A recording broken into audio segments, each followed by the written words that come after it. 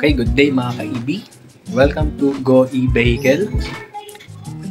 Okay, nakikita niyo po sa ating likuran ang aking pong e-trike. Marami po nagtatanong kung bakit hindi ko daw ito gawing vlog o i-review. So guys, ito na siguro yung pagkakataon para i-review ko itong aking e-trike. So far, so good. Okay naman ang aking e-trike. So wala nang naging problema, makinis pa. So nasa pag-aalaga lang po talaga. So kung mahal natin ang ating e-trike, mamahalin din tayo niyan. Diba? Yun nga, ang aking mga upgrade dito ay hindi naman pang formal lang, kundi nakakatulong kagaya ng nandyan yung solar, diba? Nakakatulong yan. So may mga nilagay ako dyan kasi para maging convenient yung aking pagmamaneho, kasi alam nyo naman na medyo malayo ang aking mga biyahe, diba? From Sampaloc, Baclaran, Visoria. So marami akong mga lakad. So guys, tingnan natin, tara, pag-usapan natin ang aking e-trike. Let's go!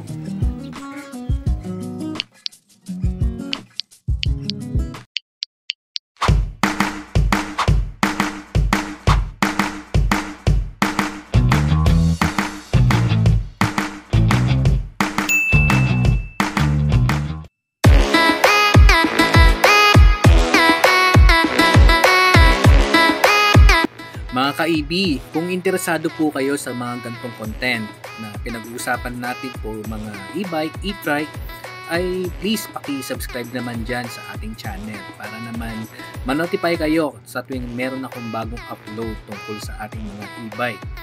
Lalo na yung mga ganitong content na pwede nating i-upgrade o set up ang ating mga e-trike, ay malaking bagay na to at makakatulong po sa inyo sa tuwing kayo nabiyahe.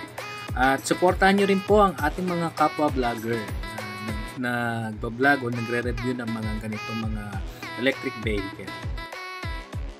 Shoutout pala kay Sir Edwin TV channel na napakabait at talaga namang sobrang down to earth na tao. So kila Sir Nico ng Waymaker, shoutout sa iyo sir. At syempre, hindi ko kakalimutan yung mga first subscriber natin, yung mga nauna nang nag-click ng subscribe button dyan sa ating pong channel.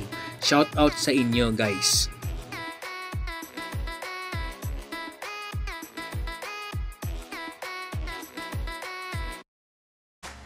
Okay guys, welcome back to my channel. Kung nandito ka pa, baka interesado ka, baka pwede rin ito sa iyong e-bike, ma-upgrade nito. Almost sa Shopee ko lang naman binili yung lahat ng mga in-upgrade ko rito. So, madali lang bilhin. Umuulan pa. Okay, sige, simulan na natin. Siyempre, unang-una, itong ilaw na to ay pinapa-under po yan ng solar light. Solar po kasi ako kung hindi nyo po alam.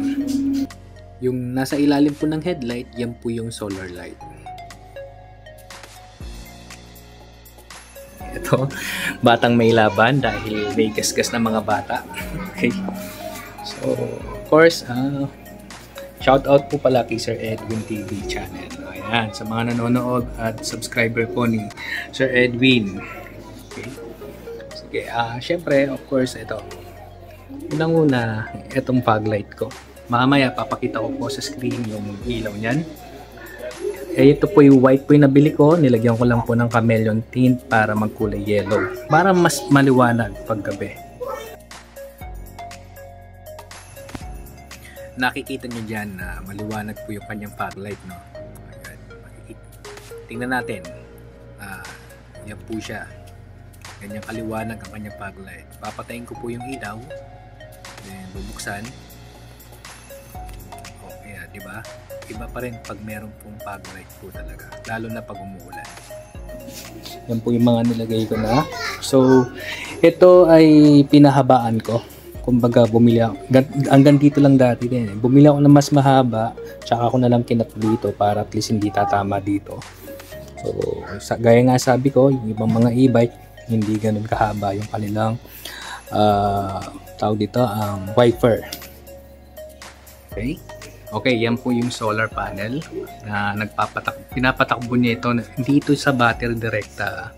Meron siyang separate battery na Ang gamit ko lang dito is pang ilaw, pang electric fan. Mamaya papakita ko po sa inyo. Ito yung grab bar na napaka-useful sa amin. Kasi nga minsan, yung mga grocery kami, kapag pumupunta kami ng Pure Gold, baka naman, ayan, dyan ko po nilalagay. Kahit malalaking karton kaya dyan. Papakita ko rin po mamaya ang kayang buhatin yan. So, yun. Siyempre, ito, mas maganda meron kang ganito para pag nandyan ka sa driver's seat or nandun ka sa may part na hindi ka masyadong kita kung ayaw mong magpakita, pero pwede naman. Okay? Ayan, kasama rin po yung mga handle. Meron din pong protection sa mga handle. Yan, sa upuan, sa side, di ba? Ayan po. So, ikot tayo sa bandang likuran. Alright, let's go. Of course, ito, libre na to sa pagbibilhan mo. Pero pangalawang bili ko na to kasi nga naluluma din to sa katagalan. Siyempre, init ng araw, tapos ulan, di ba? So, maluluma talaga. So, naglagay din po ako ng pin. Pampano lang, plastic. Dati umiilaw kaso na basa na yata. Ayan, hindi na siya umiilaw. Ayan. Ito po yung additional ko lang din po. Okay? Additional ko po yung mga yan. Pati ito, dagdag visibility po kasi kung mapapansin nyo po, ang kanya pong signal light ay nandito po sa baba. So, hindi nakikita ng mga ibang sasakyan yan. Nasa baba, tsaka po kulay red pa, di ba? So, dito, nagpa-additional ako dalawa. Nung una, ito lang So, in-additional ko lang to. So, ito, umaandar to pag gabi. So, parang nagbi-blink to pag gabi. So, ngayon, hindi pa naman kasi gabi, kaya hindi yan nag-blink. So, yun. Yan po ang aking mga dinagdag. Siyempre, eto, dinagdag ko na rin to. Itong sticker na to. Pampaastig, di ba? May iba lang. Then yan, yung plate niya. So, eto, may mga, 3 years na. Ito, ako na lang din gumawa niyan. So, dito po may ilaw po dito. Mamaya po pakita ko yung ilaw paggabi. May ilaw po yan. Mamaya papakita ko po yan. Okay? Pero ang pinaka nagustuhan ko talaga dito, ito pong tail light niya. No? Napakaganda ng tail light niya. Kaya lang, buksan po natin. Diba?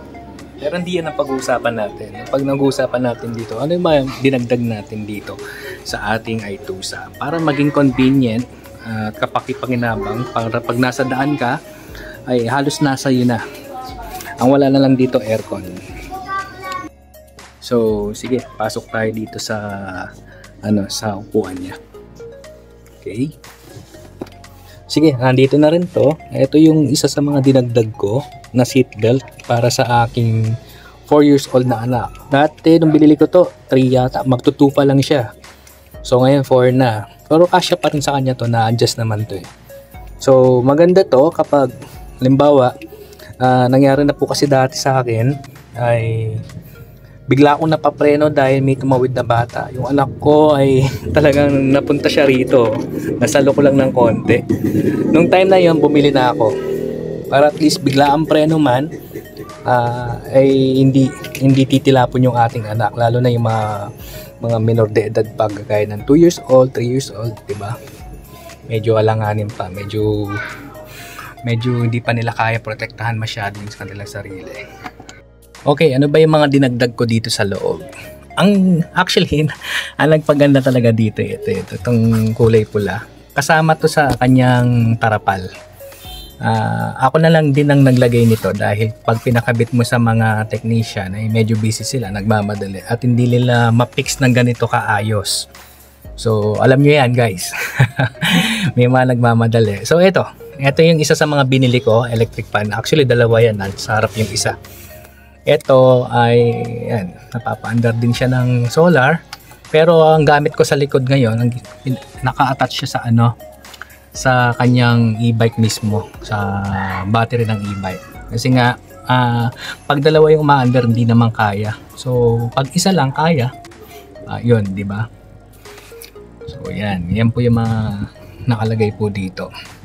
So, tissue kapag medyo ka medyo pawis-pawis, di ba? Pero malakas po ito, by the way, hanggang 3 level yan eh. Yan ako. Yan yung pinaka 3. Napakalakas po yan. Hininahan ko lang para hindi masyado maingay sa video natin. So, isa pa, ito, handle. Sabi ko nga, sa iba, libre na to. Dito ay binili ko pa to. Yung mga handle na yan. Kasi minsan sumasakay sa akin sa Vienna na ayokong mahirapan. So, kapag pag paalis na siya or pababa, yan dyan siya humahawak. So ito, madali naman to. Ito, nakikita ko lang to sa mga hardware natin. Sa mga tira-tirang mga natin dyan. Kalkikute, di ba? So, ito, ilaw. Pinapaandar din to ng solar. Yan. Solar din yan. Ito, solar. Yung mga ilaw ko. So, yun. Paandar din. Diba? Yun, ito yung bolt. Ito yung mga mga saksakan. 12 volts lang din lahat yan. Actually ito, kaya binili ko to dati. Actually binili ko yan kasi balak kong maglagay dati ng camera dito sa dito sa ito, binili ko rin to. Itong kanyang rear mirror, 'di ba? Balak ko sana lagyan ng camera kaso hindi ko na nilagyan because baka may magnakaw lang, sayang, 'di ba? So, ito po yung kanyang controller ng kanyang solar. Nabasa lang ng ulan dahil nung nakaraan kinukumpuni ko siya, nabasa ng ulan. So, lang, pero umaandar pa siya. 'Di ba? Maandar pa naman siya. Kaya no worries. Nawala lang yung kanyang parang panel niya. Ito yung radyo. Okay? Mamaya testing natin 'yan. Wait lang. Maganda rin klase yan eh. Ito, isa rin yan sa mga nabili ko, yung electric fan. So, yan yung mga dinagdag kong upgrade. Alright, sige, lipat tayo sa harapan. Ito, tissue syempre. Ano pa ba yung meron dito sa likuran? Of course, ito yung favorite ng misis ko. Bakita ko sa inyo guys. Favorite ng misis ko. Itong kanyang, parang rito. Kanyang lamesa. Pag bumabiyahe kami, yan siya. Actually maganda siya. Ayan, 2 kape, tubig, isang kape, isang tubig dito, tapos lagay mo rito ng mga alikanek. Ito suklay niya, diba, napakaganda. Kaya sabi ko sa inyo upgrade din, kahit mga simpleng bagay lang, mga mura lang naman sa Shopee to. Hindi man naabot ng 100 pesos to. Okay, may mas maliit nito kung maliit po yung sa inyo. Right? Sige, punta na tayo sa kanyang harapan. Ano bang meron sa harapan nito? Para makita nyo lang ano yung upgrade, di ba? Ayan. Ayun. Teka lang. Ano natin? Ayan. Yung lagayan ko ng payong. Sorry medyo hindi pa malinis tong loob. Lagayan ng payong sa may Kapag basa yung payong, diyan ko nilalagay.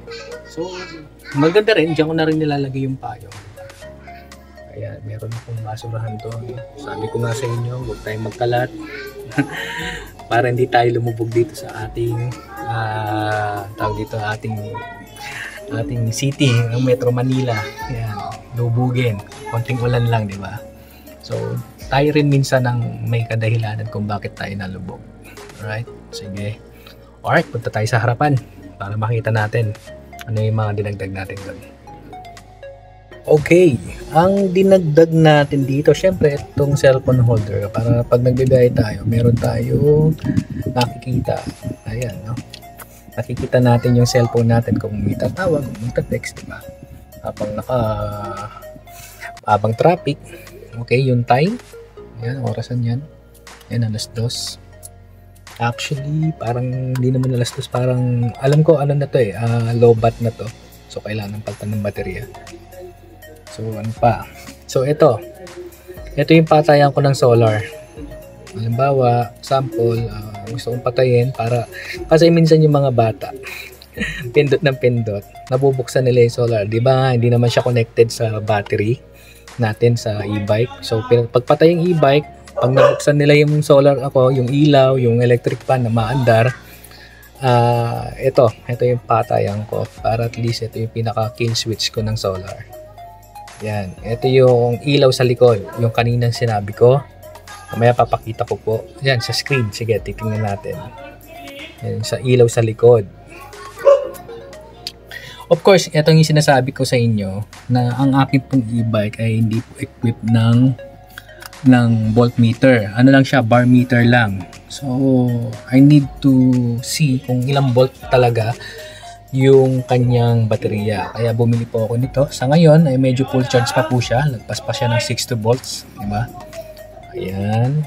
So, eto, nilagay ko rin to. Kasi nga, sobrang baba ng kanyang ano. Ayan, tingnan nyo dito. Ang baba, diba? So, nangyayari, pag may nilagay ako dito, ay natatapon lang. So, nilagay ko dito, eto, ang ano lang, para hindi lang natatapon yung mga nilalagay ko dyan, basahan, o kahit ano-ano. And of course, syempre, meron tayong tinatawag na mga tao coffee lover, no? Kailangan natin ng lagayan ng kape rito. Ayan, ito po yung lagayan natin ng kape. Diba? Ang ganda, no? Ayan, natutupi yan. So, ito, ayan, meron tayong lagayan ng gulay, pang sabit. Actually, yan, gulay board natin yan, di ba? So, dito natin isabit dito yung iba. Okay? Ito, actually, pwede naman itong lagayan ng ano eh, ng kape. Kaso, syempre, pag nag-drive, di ba, tatama dito sa ating ano, manubela. So, ayan. So, meron ako dito kapag pupunta ako ng Baclaran, Divisoria, medyo mahaba yung biyahe. Nilalagay ko dito to. Para at least dinidiinan ko lang. Yan yung aking mga nandyan. So, syempre, napakimportante payong. Kagaya ng sabi ko, pagbasa ang payong, hindi mo pwedeng ilagay sa ilalim ng compartment mo. So, yan. Diba? Yan.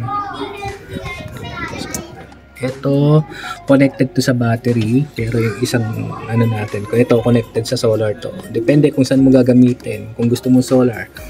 Kung, kagaya nga sabi ko sa inyo, pag binuksan ko yan, tignan nyo to kung hindi yan naka-red, diba, hindi yan naka-red, tignan nyo dyan.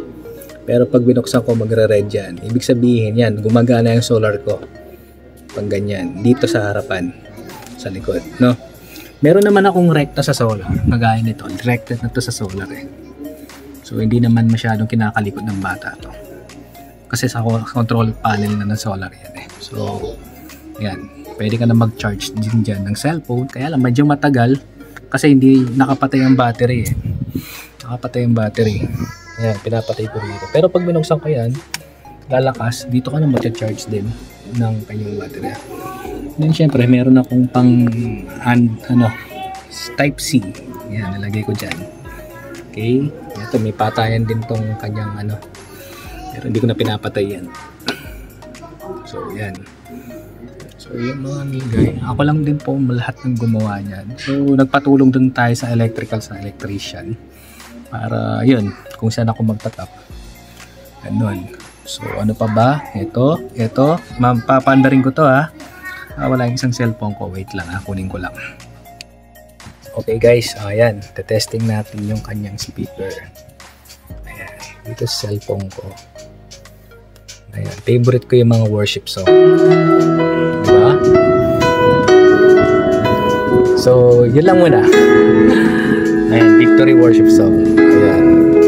Baka makapiright tayo. Patay ko na. Sige ha. Alam niyo po anong pang pinakagustong gusto kong nagawa ko rito. Ito pong e-bike na to is 3-seater lang. Siyempre, isa sa driver seat, dalawa sa bandang likuran, di ba? So, may papakita ko sa inyo na tiyak ako magugustuhan nyo. Baba lang ako. Ito, di ba dalawa lang dyan ang kasya. So, ito, guys. Ayan. Nag-improvise lang ako ng upuan para sa bata. Kaya yan hanggang 6 years old. Kasi meron na ako nasakay na 6 years old. Kasyang-kasya pa siya. Diba? Kaya nga ganito yung nilagay ko. Natutupi. So, yan. Isa sa mga short video kong gagawin, yan, tungkol dito. So, tingnan natin. Ano yan. So, guys, yun lang muna. At salamat po sa iyo pong pagsubaybay sa Go E-Vehicle. Okay? Punta muna ako sa taas. Medyo umuulan na. Doon na natin i-explain yung lahat. So guys, yun na muna. Mamaya, punta muna tayo sa taas. Thank you. Yan guys, maulan. Okay? Tingnan natin. Binalikan ko lang kasi nagpahatid si Mrs. Sa kabila. Umuulan daw. So, okay. Sige, pasok tayo. Guys, ito yung sinasabi ko sa inyo kanina. Nakakapag umulan, basa yung payong nyo. Ayan. Ayan na, na-fold ko na. So, basa yan. So, hindi mo kailangan ilagay sa loob ng compartment. Dito muna natin ilalagay. Kasi nga, pag nilagay natin sa compartment, mababasa yung battery, di ba? Both side kasi may battery ako. Meron akong reserve ng battery dito, nakalock lang. Ayan, dyan po yung reserve akong battery. Actually, yung battery dito dati, nilipat ko dyan dahil mayroon siyang box. So, mas mababa ang amperahe nun. 20 ampere. Kumpara dito sa nakalagay ngayon dito, ay 32 ampere, 60 volts din. So, wala kasi siyang box nung binili ko So, yung isa meron, hindi sila pares ng size. So, dito ko na lang pinalagay para safety na din siya. Ito na yung pinaka-box niya. So, yun. Kagaya nga ng sabi ko, kung muulan, ayan, muulan sa labas. Kung umuulan, napakainit sa loob, lalo na nakatarapal ka. Kung wala ka ng electric pan na ganito, at ng ganito, ay nako, tatagaktak ang pawis mo.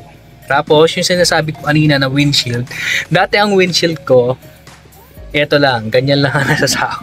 So, ang nangyayari, nakayuko pag malakas ang ulan. Ngayon, tingnan nyo andaring ko. O, diba? Mas malapad na. Ito na siya, diba? So, kita ko na po yung daan. So, medyo maingay lang siya. Ganyan talaga yung pagkakagawa. Hindi katulad naman sa kotse, hindi maingay. So, yan. Okay? So, yun lang. Sinama ko na kasi inatid ko naman si Mrs. Umuulan daw So, yun, sinama ko na. So, yan. Convenient pa rin tayo pagdating ng ulan. Mapa-araw, kailangan natin ng electric pan. O kung kailangan mo mag-charge ng cellphone, meron na tayo dito, di ba? Kung malalobat ka, at meron din dito. Ayan, charging port din yan. Nabibili lang din yan sa Shopee. Ayan, pwede nga mag-charge dyan. So, wala kang magiging problema. Kung malamig naman, gusto mong bumili ng kape, pwede mong ilagay dito. Diba? Daily use na kasi. So, guys, kung gusto niyo ng sticker ng Go E-Vehicle, ayan, meron na tayong sticker, guys. Okay, thank you. Thank you sa sponsor. Thank you. Alright, sige, aakyat ulit tayo. I-discuss natin yung ibang mga bagay na pwede natin mapag-usapan. Alright, sige. Alright, mga ka-EB, kung umabot ka sa dulo ng video na to, ay malamang interesado ka sa ating mga pinag-usapan tungkol sa aking e-trike. So, yung mga yon ay akin lamang pong nilagay because, syempre, for convenience. Kasi araw-araw ko na yung ginagamit daily use na. At sa mga susunod na araw, pag-usapan naman natin yung installation nung aking baterya. Di ba nga nabanggit ko sa video na meron akong baterya doon sa likod na binubuksan ko na lang yung compartment ko sa harap. Pinagpapalit ko na lang yung kanyang charging port. So, yun guys. Pag-usapan natin sa susunod yun. Short video lang yun. Pwede nyo pagawa sa inyong mga technician. And of course, yung mga electric pan, napaka-importante po. Palagyan nyo po yung mga... Kasi minsan pag mainit, diba, sobrang alinsangan talaga. Kahit na umuulan at may tarapal kayo, talaga maalinsangan po, papawisan po kayo. At napaka-importante rin po yung fog light. Kung may mas malakas na wattage din kayo na makukuha sa Shopee, sa Lazada, hindi ko po kasi matandaan yung mga link So, yung gamit ko kasi dating phone nun ay wala. Kumbaga, sira na, pasag na. So, hindi na connected sa Shopee ko doon. So, yun. So, hindi ko makuha yung mga link. Pero, madali namang hanapin sa Shopee yan. Napakadali lang. So, yun. Ano pa ba? Of course, yung susunod natin, abangan nyo po yung susunod natin. Yung gagamit po tayo ng submeter para ma-compute yung total watts or kung ilang kilowatts ang atin pong nako-consume sa isang full charge po ng ating mga battery or e-bike natin. So, abangan niyo po yan kasi meron na po akong pinagawa. Ano yan, nakikita niyo po sa ating screen na nagpagawa po ako niyan para at least makita natin gaano ba katipid ang mag-e-bike, di ba? So, abangan. So, yun nga, mag-subscribe ka para ma-notify ka sa ating pong channel. So, salamat po sa mga subscriber natin, sa mga nagko-comment sa YouTube, sa lahat. Maraming salamat po. Malaking tulong yung mga comment nyo kasi for improvement po yun para sa Go E-Vehicle. Alam nyo naman na hindi lamang po mga e-bike, e-trike ang ating i-review, kundi mga e-car na rin. Abangan nyo po yung mga e-car. Malapit na po tayo mag-review nun. May invitation na po tayo. So, thank you mga guys, mga ka-EB. Let's go!